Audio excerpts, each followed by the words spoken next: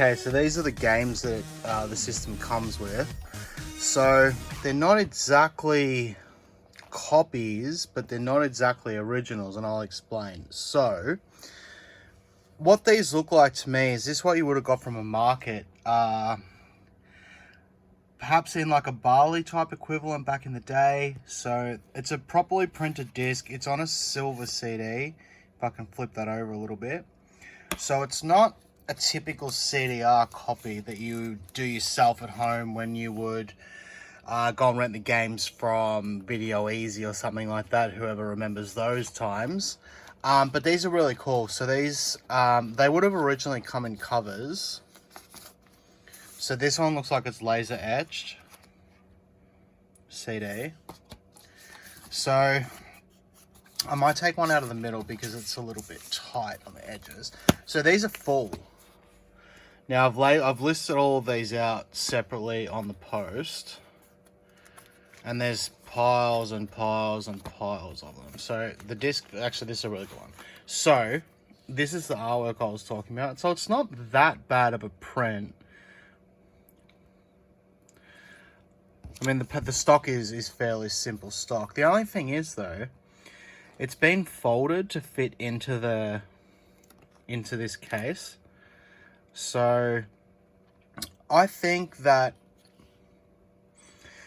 I mean, these were, I don't know, kind of common back in the day, but now they're almost becoming rare because I mean, you can buy the original on any day of the week off eBay or the like, but you can't really get these. I mean, they're certainly not worth, in my opinion, the same amount of money as the original versions, but they're still kind of cool to have. So of these ones, I took all the Resident Evils out because I'm just totally into Resident Evil. So I think that was Resident Evil number 1 and 2. So, I mean, there is still piles and piles and piles of games in here. This one's interesting. It's called Speed Punks. So this is Speed Freaks, for anyone that knows the actual game. Why they bothered to make it a dodgy version is unknown. It's kind of interesting though, because I don't know if this particular one has it, but you can potentially see if I zoom properly. It's got PSX in the label there, you can see that. So even the matrix has been done properly for these, the matrix being the information on the CD itself. I think that's all this one says if I look at it closer manually. Yeah, so some of them actually have the original code. So if I stop throwing that around everywhere, so you've got your code down there. Some of them actually have that printed in the disc. So look, they may very well be original games from some type of Asian country, but I'm going to assume that they're bootlegs based on the fact that they're on silver discs. Everything I know of PS1 games are all on black discs. So that's that.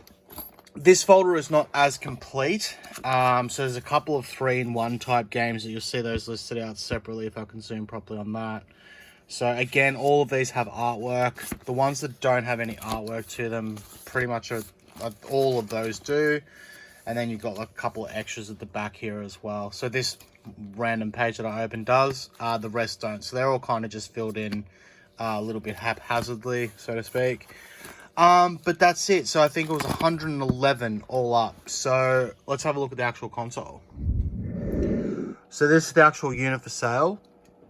So I've grabbed Tony Hawk's out of there. It's the one we were playing with a little bit earlier. I will pull this out of its little hidey hole here and give you a proper look at that. So it's in a matte black finish. So if I flick that down, it actually looks kind of cool. There's a couple of fingerprints on it from me putting it in and out of there.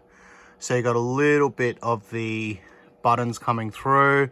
You can read the Sony and PlayStation. No, you can't hear, but in real life you can. That's gone, but the memory card ports you can still read as well. So all of that's like that. Now what you might find with some of these consoles is the button gets a bit sticky. I've opened and closed this a whole bunch of times, but so it seems to be all right now.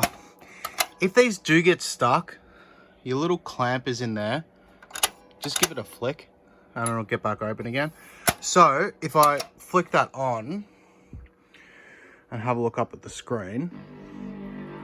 Zoom on it properly.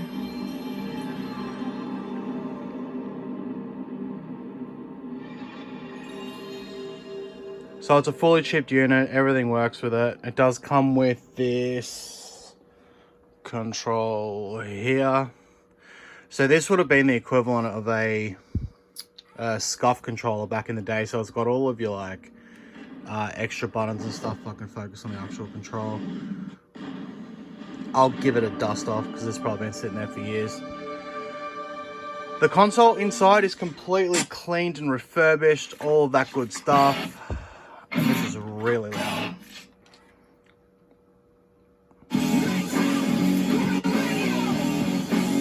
Jeez, this goes back a little while. Laser seems really good. Sometimes those FMV clips run super dodgy. They jump and everything if the laser can't read it properly, but this thing seems to work alright. So let's see how well I can do a single session with one hand. This will be super interesting. Probably not even worth doing. Sure, I'll go actual Tony Hawk, continue. I haven't tested many of these games. I mean, there's 111 to test, so if I go back here, your little light still comes through. They're covered properly when the units are done. Underneath, I don't know how much we can see underneath from this side. You got your sticker still. We leave the sticker covered so it looks like a proper unit as well. Again, you'll see that properly. I'll pull it out in a second while I have a proper look. But there you have it. It works. It does what it's supposed to do. Takes forever to load, as any good PS1 game does. I can do one trick with one hand. There you go. No, that didn't work. Alright, ready. Horrible. Anyway. Quite difficult with just the old one hand there. We'll hit the pause button on that. So, that's that. Go back here and have a look at this guy. I wonder if I can turn it off. Spin it around this way. Everything's kind of tight in these shelvings. So that's him from there. You'll get your cables and everything as you're meant to. Everything ready to go. If I can find a black PS2 control floating around anywhere, I will throw that in with the deal. You'll see that if that's been updated. But that's pretty much it. It's a pretty cool unit. I'm actually really happy with the way this one turned out. It's the first one I think I've done in matte. Most of the other ones are a metallic, not metallic, a gloss finish. So like that guy there. And even the blood one down here is a lot more of a glossy finish. I think this one actually had a clear coat applied on top of it as well. So anyway, for today, it's this guy.